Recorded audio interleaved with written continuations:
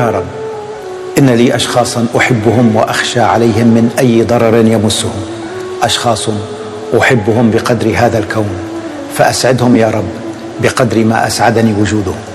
اللهم إني أستودعك صحتهم وقلوبهم وعقولهم، وأنت خير الحافظين. اللهم ابعد عنهم الغم والهم والحزن والشجن والفقد والمعاناة، وافتح بصرهم وبصيرتهم، واجعلهم من المفلحين الناجحين. اللهم آمين يا رب العالمين. يا رب، إن لي أشخاصا أحبهم وأخشى عليهم من أي ضرر يمسهم، أشخاص أحبهم بقدر هذا الكون. سلام يا الزينات يا الغاليات، واش راكم؟ ان شاء الله تكونوا كامل بخير ومهنيين. نتوما تشوفوا في هذا الفيديو. نحب نرحب كامل بالمشتركات الجدد اللي التحقوا في قناتي، نقول لكم مرحبا بكم، وما ننساش لي زابوني تاوعي نقول لكم راكم منورين القناه. غبت عليكم هذا السمانه، سامحوني. هذا كان لظروف صحيه كما راكم تشوفوا راني باينه من لافوا تاعي. والله يا خياتي غير 4 ايام وانا طايحه في فراش. راكم شفتوا لاغريب هذه راهي دايره حاله، ردوا بالكم. وقيلا راح نولو كامل لي بافيت ان شاء الله. ربي يجيب الخير ويشافينا ويشافي كامل المؤمنين. كما راكم تشوفوا لا فيديو تاعي تاع نهار اليوم فيها شويه تحفيز، شويه تنظيف، شويه روتينات تاع دائما نديروهم. انا هنا كنت في الكوزينه نقي فيها هنايا قبل ما نمرض. هنا قبل ما نمرض كنت نقيت الكوزينه. انا اشاك فوا ندير حاجه في الكوزينه نقي جهه هكا باش ما تعينيش. الخطره اللي جازت كنت نقيت وين ما كان والو، كاين فراغ غير الفايونس والحيط فارغ من جهه فريجيدار وكامل. وهاد الخطره نقيت هنا وين كاين هاد لي تخيك هما اللي يشدوا السبك ويشدوا الحاله، راكو تعرفوا. والتنظيف تاعنا دائما راح يكون برعايه فورس اكسبريس، اللي ينحي الغمه وينحي السبك وينحي التعب. انا دائما نستعين به في الخدمه تاعي، هو ولا الاكل كيف يعني. في الخدمه يسهل عليا بزاف. ما نبقاش غير نحك ونعاود نعطي هذاك لو بشيت، وهو يدير الخدمه تاعو المفعول تاعو، وانا نكمل نقي شويه نمسح شويه. وانا كملت كوزينتي كيما راكم تشوفوا هنايا. نقيت كامل هذوك لي زاكسيسوار اللي كانوا فيها، درت لي بلاكار والفايونس مسحته، وبلا ما ننسى البيترا ولي روبو التوعي. هذو هما الصوالح اللي يشدوا السبك في الكوزينه كي يكونوا يعني كي يكونوا فوق البوطاجي، ما يكونوش داخل لي بلاكار. ونحن نلقاو دائما معاهم مشكل اللي قلنا اشاك فوا نمسحوهم هكذا باش يبقى البريق تاعهم يبقاو دقيقين ويبانوا شابين. المهم انا ما صورتش معاكم كل شيء. يعني درت مقتطفات برك هكذا باش ما تملوش من الفيديو ويجيكم طويل. وما انا كنت مريضه ما كنتش قادره بزاف نوقف.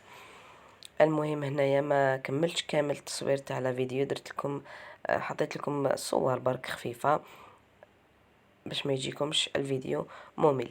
الا هنايا لي بواط التوعي تاع الغافيتايمون كنت غسلتهم فرغتهم كامل واش كان فيهم، غسلتهم نشفتهم وعمرت فيهم الغافيتايمون. لهنايا هذه كانت اخر علبه عمرت فيها وحطيتها في البلاكار.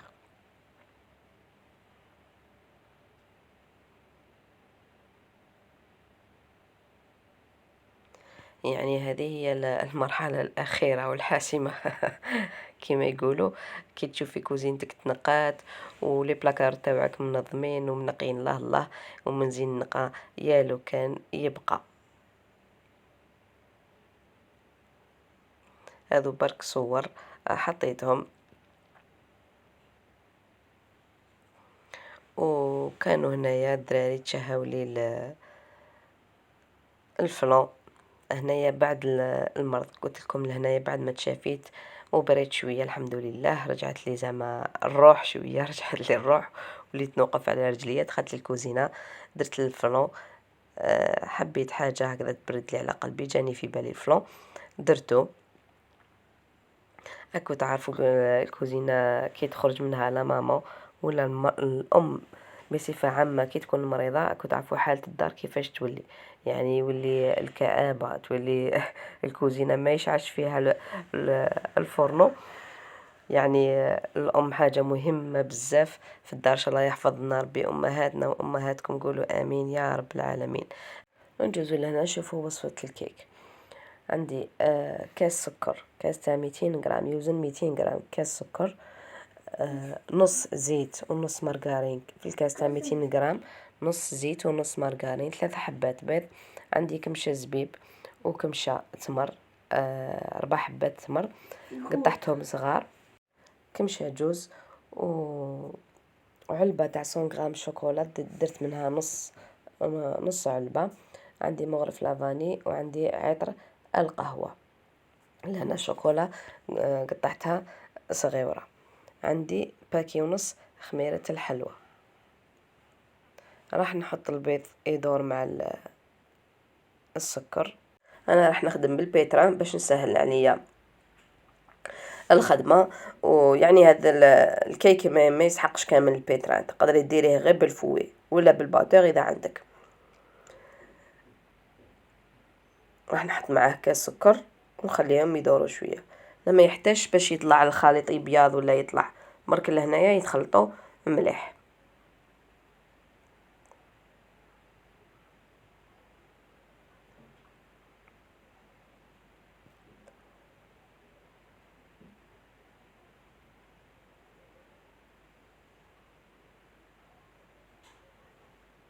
راح نزيد مغرف لافاني،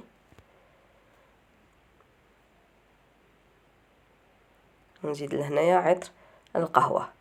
هنا عطر القهوه اذا كان ما عندكش ما كان له ديريه، ماشي حاجه مهمه.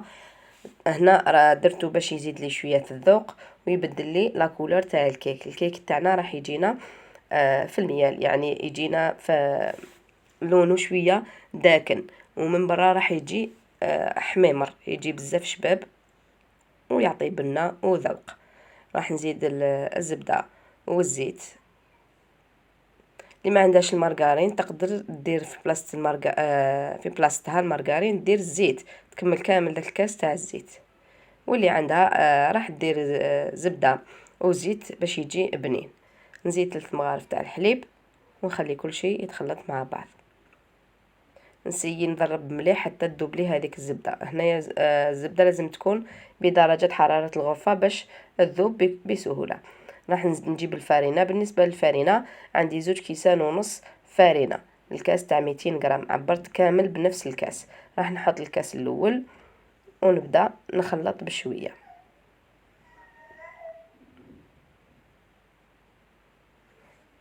اكيد الفارينه راح تكوني مغربلتها باش يجيك الكيك مهوي. نزيد الكاس الثاني، نخليهم يتخلطوا شويه، بعدها نبقى نزيد بشويه الفارينه. نتوما ما ديروش على فوا الفارينه كامل مع بعض، ديروا بشويه باسكو كل فارينه وكيفاش، كاين اللي فارينه تشرب كاين اللي ما تشربش. هنا راح نزيد باكي ونص خميره الحلوى، ونزيد هذوك المكسرات، شويه قلت لكم شويه جوز وشويه تمر وشويه زبيب وشويه شوكولا. راح يجي هذا الكيك غني بزاف بالطاقه، بالسعرات الحراريه، هكا نورمالمون يقولوا يجي غني بالسعرات الحراريه، نورمالمون هكذا الا مانيش غلطه. خليهم يتخلطوا شويه مع بعض، ما تعجنوش بزاف، برك لموا الفارينه ويدخلوا هذوك لي زانغريديون مع بعضهم باش ما يجيش الكيك الاستيكي، سي با لا بين تخلطوه بزاف. راح نزيد لهنايا الفارينه، زدت هنايا 4 كاس ونشوف.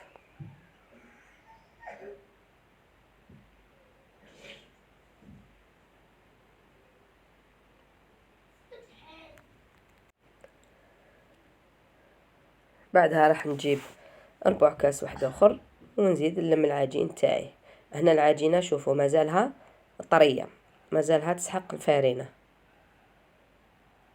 شوف مازالت طريه. كنديروها هكا راح تحبط في الفور. نزيد لها هذاك 4 كاس الثاني، معناها الفارينه درت 2 كيسان ونص فارينه. هذا هو المقدار المضبوط تاع الفرينة.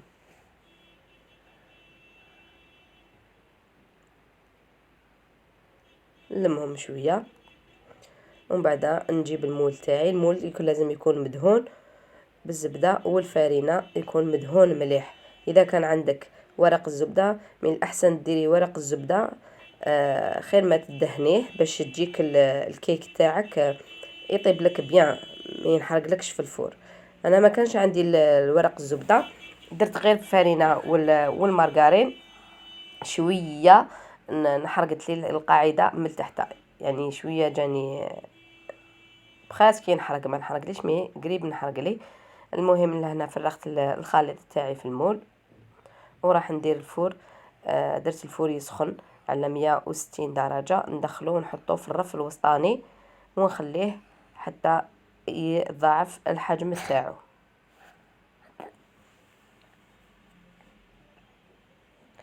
هنا هاد لاستيش اللي نديروها للكيك باش يجي مقسوم كيما اللي يتباع في المحلات، يجي مقسوم في الوسط كيما اللي نشوفوه في المحلات. هنا عندي شويه مارغرين بدرجه حراره الغرفه، حطيتها في لابوش ونجي لهنايا نحطها في الوسط كيما راكم تشوفوا هكا. هاد لاستيش راح تخلي الكيك تاعنا يجي مقسوم في الوسط في هذاك الخط. قلت لكم ندخلو للفرن تاعي على درجه 160 على درجه 160 ونخليه حتى يطيب ويحمر كامل من الفوق ومن التحت. وانا خليته 45 دقيقه. وانتم عسوا الكيك تاعكم كل وحده والفور تاعها. لهنا هاوليكم الكيك تاعي بعد ما خرج.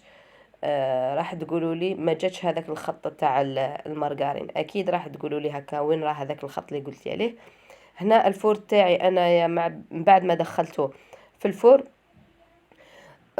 وليدي راح حل عليه الفور اوتوماتيكمون راح يهبط الكيك ولا مسكوتشو كي نحلو عليه الفور راح يهبط ما يطلعش مليح. لهنايا قلت لكم فتح عليه هبط شويه، ما هبطش كامل، مي هبط لي هذاك اوليو يجي عالي ويجي فيه هذاك الخط في الوسط، ما خرج ليش، هبط لي شويه كومام هكذاك وجا مليح. لهنا راح نجيب لا جولي نمسح كامل، ندهن الوجه تاع الكيك بلا جولي ولا المعجون باش يعطي له هذاك البريق ويعطي له بنه.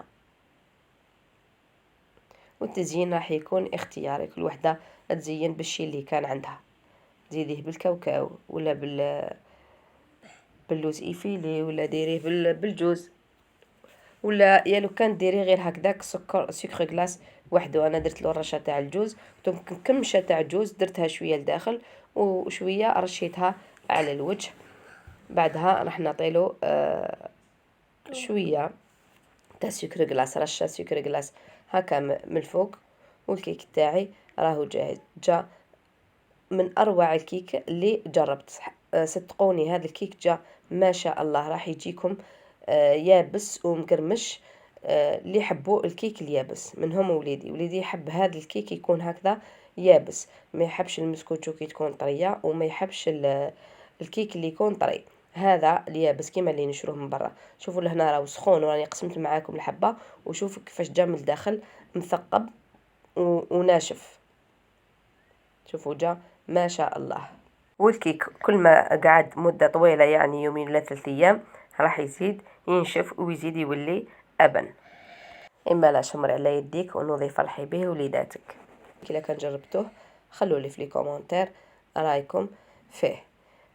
كانت هذه على فيديو تاعنا لنهار اليوم. انا نروح نشرب تيزانتي ودويه، وما تنساوش تدعوا لي بالشفاء، وان شاء الله نتلاقاو في فيديو جديد. ان شاء الله يكون هذا الفيديو خفيف ظريف على قلوبكم خياتي، وما تنساونيش بالجيم والكومنتير، وتهلاو في روحكم. والسلام عليكم ورحمه الله تعالى وبركاته.